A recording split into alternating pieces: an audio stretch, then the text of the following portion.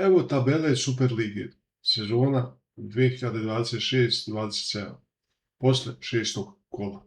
Prvo mesto, Crvena zvezda, 4 utakmice, 12 bodova, 100%. Drugo mesto, Vojvodina, 6 utakmica, 12 bodova.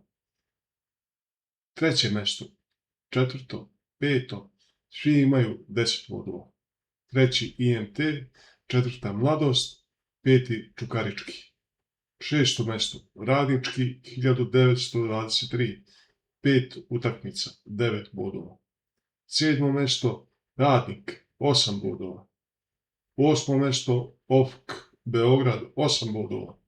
Deveto mesto, Novi Pazar, 7 bodova. Deseto, Mačva, 6 utakmica, 6 bodova, sredina tabele. 11. mesto, Železničar, 5 bodova. 12. Partizan, 5 utakmica, 4 boda, veoma loše.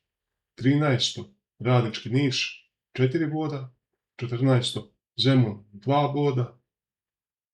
Zemun je zadnji. Znači, to je tabela posle 6 kola.